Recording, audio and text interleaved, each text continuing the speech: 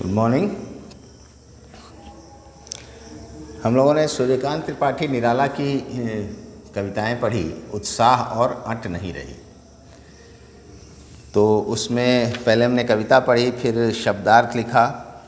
आज हम लोग प्रश्न अभ्यास की बात करेंगे। सबसे पहले जो पहली कविता है उत्साह, उसकी बात करते हैं। पहला प्रश्न है, कवि बादल से फुहार, रिमझिम या बरसने के स्थान पर गरजने के लिए कहता है, क्यों? तो बादल की जो पहचान होती है वो पानी बरसना, रिमझिम फुहार होना, ये सब होता है। लेकिन कवि यहाँ कह रहे हैं कि गरजो, बादल गरजो, घेर घेर घोर गगन धाराधर ओ, गरजने के लिए कहते हैं वो पहली ही पंक्ति में। तो ऐसा क्यों कहते हैं, ये आपका प्रश्न है। तो यहाँ जो अभिव्यक्ति है, आप में रेडी हो जाइए।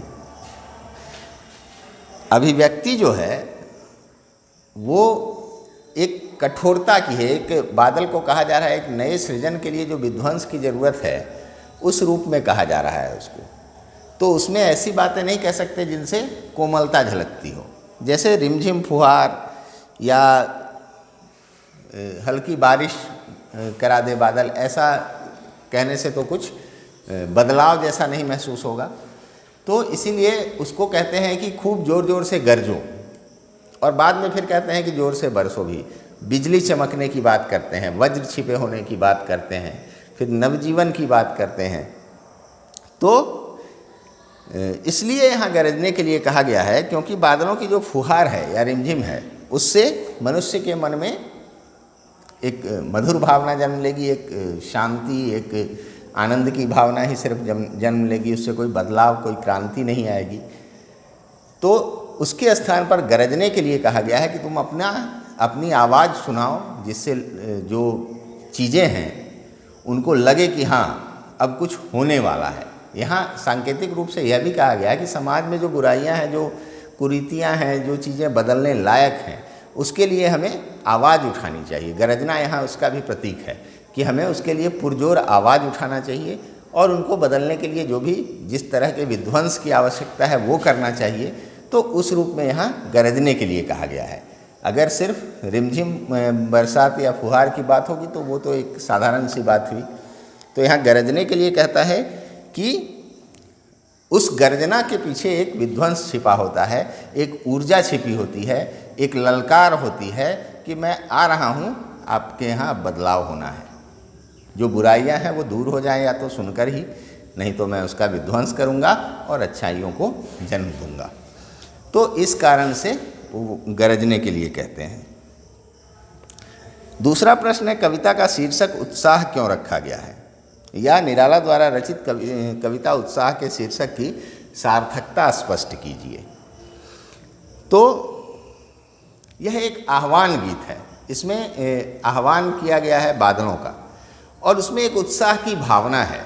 एक कोई भी नया सृजन जो होता है, कोई भी नवनिर्माण की जब बात करते हैं, तो उसमें जो प्रमुख भाव होता है वो उत्साह का ही होता है। आप अगर कुछ करने जा रहे हैं तो आपके मन में उत्साह होगा, तभी आप कोई नया काम कर सकते हैं, कोई बदलाव ला सकते हैं। तो इसलिए इस कविता को उत्साह नाम दिया गया, क्योंकि इसमें उत्साह की ही बातें हैं।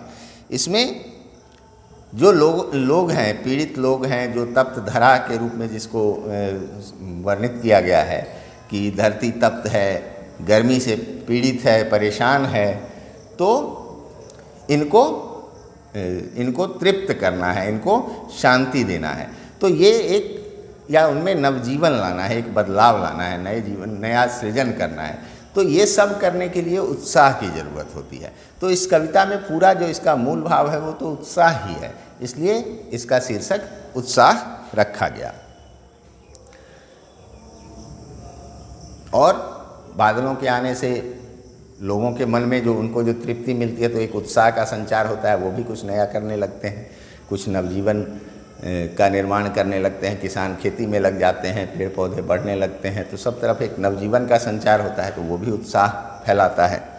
तो इसलिए उत्साह इसका सार्थक है रखना। कविता में बादल किन किन अर्थों की ओर संकेत करता है? एक तो बादल का जो अर्थ होता है उस अर्थ को तो बताता ही है, पानी बरसाने वाला जो बादल होता है। दूसरा कि वह धरती की प्यास बुझाने वाला एक कारण है जिससे धरती, तप्त धरती, गर्म धरती, व्याकुल धरती की प्यास बुझती है। दूसरा इसको ऐसे कह सकते हैं कि मनुष्य, जो पीड़ित मनुष्य हैं, जो शोषित मनुष्य हैं, जो कष्ट में हैं, उनको सुख देने वाले महापुरुष के रूप में भी वो यहाँ प्रतीकात्मक रूप से व्यक्त किया गया है। दूसरा एक क्रांतिकारी के रूप में जो विध्वंस करता है लेकिन नवजीवन लाने के लिए विध्वंस करता है। बादल बहुत बरसने से, आप अगर उसको सीधे भी देखें तो बादल बहुत बरसने से जो बहुत सारी चीज़ें टूट फूट जाती हैं, लेकिन उससे नया सृजन भी होता है। खेती, फसल, पेड़ पौधे, प्रकृति में बहुत सारी चीज़ें नई होती है, जीव जंतु उत्पन्न होते हैं, बहुत को ऐसे जीव जंतु हैं जिनको भोजन पानी मिलता है उससे। तो एक क्रांतिकारी के रूप में भी है, एक सुखदाता के रूप में भी उसका अर्थ है, एक जो व्याकुलता से मुक्ति दिलाने वाले के रूप में है, नवजीवन लाने वाले के रूप में है, कवि के रूप में है जो नई कविताओं की सर्जना करता है। इन सभी अर्थों की ओर बादल संकेत करता है। अब है शब्दों का ऐसा प्रयोग जिससे कविता के किसी खास भाव या दृश्य में ध्वन्यात्मक प्रभाव पैदा हो, नाद सौंदर्य कहलाता है। उत्साह कविता में ऐसे कौन से शब्द हैं जिनमें नाद सौंदर्य मौजूद है? नाद का ऐसे अर्थ होता है आवाज़, एक पुकार जैसा, गर्जना जैसे सिंह नाद, सिंह के तरह आवाज़ निकालना, तो आवाज़ के अर्थ में है। तो ऐसे जो इसमें शब्द है जैसे घेर घेर घोर गगन, धाराधर ओत, बादल गरजो, तो वहाँ एक आवाज़ का मतलब एक ध्वन्यात्मक प्रभाव पैदा हो रहा है। तो ये ऐसा शब्द है जिससे गरजने की जो बात हो रही है वो ध्वन्यात्मक प्रभाव पैदा कर रहा है। तो उसको, और भी कुछ है तो मैं देखता हूँ एक बार, हाँ वही है। तो उसमें उसको नाद सौंदर्य हम लोग कह सकते हैं कि एक ध्वनि के माध्यम से कवि उसको, उसके कार्य को करने के लिए कह रहे हैं। तो वहाँ नाद सौंदर्य हो रहा है। इसके बाद है रचना और अभिव्यक्ति है इसमें। जैसे बादल उमड़ घुमर कर बारिश करते हैं, वैसे ही कवि के अंतर्मन में भी भावों के बादल उमड़ घुमर कर कविता के रूप में अभिव्यक्त होते हैं। ऐसे ही कभी किसी प्राकृतिक सौंदर्य को देखकर अपने उमड़ते भावों को कविता में उतारिए। ये आपको एक कविता ऐसी लिखनी है जिसमें इस तरह की भावनाएं आपके मन में आती। जरूरी नहीं है कि कुछ बादल का ही आए, या फिर किसी भी प्राकृतिक सौंदर्य को देखकर, आप बाढ़ को देखकर, नदी को देखकर, समुद्र को देखकर, झरने को देखकर, किसी भी ऐसे प्राकृतिक सौंदर्य को देखकर आप एक कविता अपने मन से लिखिए। ये लिखिएगा और मुझे भेजिएगा ज़रूर। आजकल बरसात है तो आपको बादल और पानी, बारिश सब और दिखाई दे रही है, हरियाली दिखाई दे रही है, तो आप किसी भी चीज़ पर लिख सकते हैं। तो ये हो गया उत्साह का। और दूसरी कविता है अट नहीं रही है। छायावाद की एक खास विशेषता है अंतर्मन के भावों को बाहर की दुनिया से, भावों का बाहर की दुनिया से सामंजस्य बिठाना। कविता की किन पंक्तियों को पढ़कर यह धारणा पुष्ट होती है, लिखिए। मतलब अंतर्मन के भावों, आपके मन में जो भाव उठ रहे हैं उनका बाहर की दुनिया में जो चल रहा है उससे एक सामंजस्य बिठाना एक विशेषता होती है छायावाद की। तो कविता के किन पंक्तियों को पढ़कर यह धारणा पुष्ट होती है, यह धारणा सही साबित कैसे होती है, ये आपको बताना है। जैसे कहीं सांस लेते हो, घर घर भर देते हो, उड़ने को नभ में तुम पर पर कर देते हो, आँख हटाता हूँ तो हट नहीं रही है। जैसे हम सांस लेते हैं, ठीक है, हम सुखी होते हैं किसी चीज़ को देखकर। हम जब बहुत खुश होते हैं तो हमारा मन आसमान में उड़ने जैसा होने लगता है। तो ये चीज़ें बाहर की दुनिया में भी होती हैं। जैसे पक्षी उड़ते हैं तो उनको देखकर ऐसा लगता है कि वो बड़े खुश हैं और उड़ रहे हैं। तो चारों तरफ सौंदर्य फैला हुआ है तो हमारे मन के आनंद से उसकी तुलना हम करते हैं। तो ये अंतर्मन के भाव बाहर की दुनिया से जोड़े गए।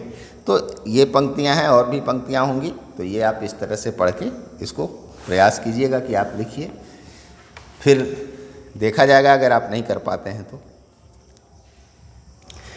दूसरा है, कवि की आंख फागुन की सुंदरता से क्यों नहीं हट रही है, या फागुन की आभा कैसी है और अट नहीं रही है कविता में, उसकी स्थिति कैसी वर्णित हुई है, स्पष्ट कीजिए। मतलब आपको उस सुंदरता का वर्णन करना है। अब जैसे चारों ओर फागुन का सौंदर्य बिखरा हुआ है, इसका पूरा वर्णन ही है इसमें कि चारों तरफ एक मदमाती सुगंध है, फूल खिले हुए हैं, मंजर हैं, आम के मंजर, हर तरह का जो पेड़ है सब में फूल आते हैं उस समय, तो उसकी एक अलग सी खुशबू पूरे वातावरण में फैली होती है। तो ये एक मन को आनंदित करता है।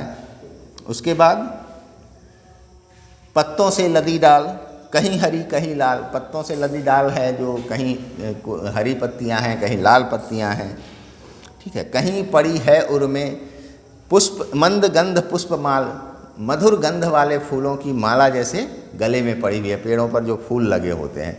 तो ये सब ऐसे सौंदर्य हैं जो फागुन में हमें दिखाई देते हैं, तो इन्हीं का आपको वर्णन करना है इसमें। तीसरा है, प्रस्तुत कविता में कवि ने प्रकृति की व्यापकता का वर्णन किन रूपों में किया है। तो प्रकृति की व्यापकता यानी प्रकृति का फैलाव, जो सौंदर्य हमें दिख रहा है वो किस रूप में पसरा हुआ है, किस रूप में फैला हुआ है। तो इसमें है कि जैसे कहते हैं यहाँ कि चारों तरफ सुगंध फैला हुआ है, हर ओर जो पेड़ पौधे हैं उनमें कहीं लाल पत्तियाँ लदी हुई हैं, कहीं हरी पत्तियाँ हैं, उनसे अटा हुआ है, कहीं फूल जैसे कोई फूलों की माला पहनकर खड़ा हो, तो इस तरह के पेड़ हमें दिखाई दे रहे हैं। तो हर तरफ एक जो फागुन का महीना जो होता है उसमें एक अलग तरह की शोभा चारों तरफ फैली होती है, और उनकी जो मधुर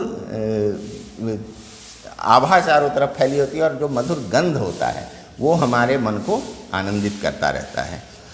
तो इस तरह से जो प्रकृति है वो उस समय चारों तरफ से प्रसन्न ही दिखाई देती है, लगता है कि हर ओर कुछ न कुछ अच्छा हो रहा है। आप जिधर जाएंगे उधर एक अलग तरह की खुशबू आपको महसूस होगी, जिधर आप देखेंगे उधर कुछ न कुछ या तो रंगीन फूल खिले मिलेंगे, या पत्ते ही ऐसे लगेंगे कि वो नए नए पत्ते होते हैं तो वो भी फूल जैसे ही दिखाई देते हैं, लाल लाल पत्तियां दिखाई देंगी, कहीं नई हरी पत्तियां जो चमकदार होती हैं वो दिखाई देंगी। तो हर ओर आपको लगेगा कि कुछ न कुछ अच्छा हो रहा है। प्रकृति अपने पूरे विस्तार के साथ होती है और पूरे सौंदर्य पर होती है, पूरे सबाब पर होती है जिसको कहते हैं।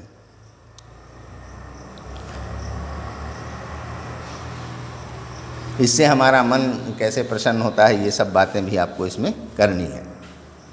फागुन में ऐसा क्या होता है जो बाकी ऋतुओं से भिन्न होता है। ये सब जो बातें हुई ये तो होता ही है, साथ में एक जो मौसम होता है उस समय का, उसमें क्या भिन्नता होती है। आपने मौसम के बारे में पढ़ा है, ऋतुओं के बारे में पढ़ा है। जो सर्दियों का मौसम होता है उसमें बहुत ज़्यादा ठंड होती है, जो गर्मी का मौसम होता है उसमें बहुत ज़्यादा गर्मी होती है, जो बरसात का मौसम होता है उसमें बहुत ज़्यादा पानी बरसता रहता है। तो एक कुछ ना कुछ उसमें दिक्कत होती है। लेकिन फागुन का मौसम ऐसा होता है जिस समय कोई दिक्कत ही नहीं होती है, न ज़्यादा गर्मी होती है, न ठंड होती है, न बारिश होती है, सब कुछ संतुलित होता है। तो एक आनंददायक मौसम होता है उस समय, एक मन लुभावन मौसम होता है जिसको आप पसंद करते हैं। इसीलिए वसंत ऋतु या फागुन को इतना महत्व दिया जाता है कि इस मौसम का तो जोड़ा ही नहीं है, इसमें सब कुछ जैसे एकदम सही मात्रा में उपलब्ध होता है। तो ये भिन्नता होती है बाकी के महीनों से, बाकी के ऋतुओं से।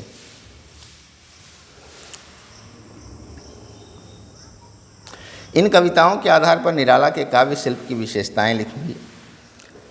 मैंने शुरू में ही कहा था कि निराला ने जब लिखना शुरू किया तो उनकी आलोचना भी हुई, उनकी काव्य शिल्प में कविता लिखने की जो उनकी कला थी, जो लिखने का तरीका था, वो उस समय तक जो लोग लिख रहे थे उससे थोड़ा अलग था। छोटी छोटी पंक्तियाँ, ये मुक्तक छंद में लिखते थे।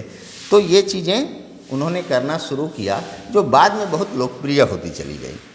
इन्होंने काफ़ी नए प्रयोग किए, जैसे श्रृंगार रस का भी प्रयोग किया, साथ में करुण रस भी रखा, उनकी कविताएं, हमें अभी तो इस कविता के बारे में कहना है, तो इसमें तो श्रृंगार रस ही है और एक ओज, एक जो प्रभावपूर्ण एक बात कहने का तरीका होता है, उसको भी श्रृंगार रस में उन्होंने शामिल किया। श्रृंगार रस ऐसे बड़ा मधुर सा होता है, लेकिन उसमें एक ओज, एक वीर रस का भी थोड़ा सा उसमें कहीं ना कहीं समावेश किया है उन्होंने।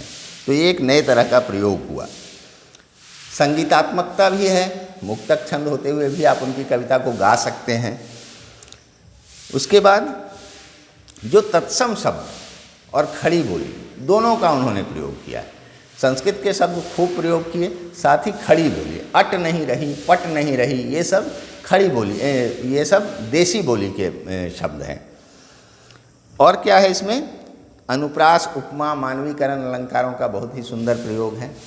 जो आपने देखा कि बादल को उन्होंने मानवीकरण में प्रस्तुत किया, उसमें अनुप्रास भी है जहाँ वर्णों की आवृत्ति की गई है, उपमा भी दिया है। तो इस तरह से कविता का एक अलग ही सौंदर्य हमारे सामने आता है। ये विशेषताएं हुई उनके काव्य शिल्प की। अब है रचना और अभिव्यक्ति।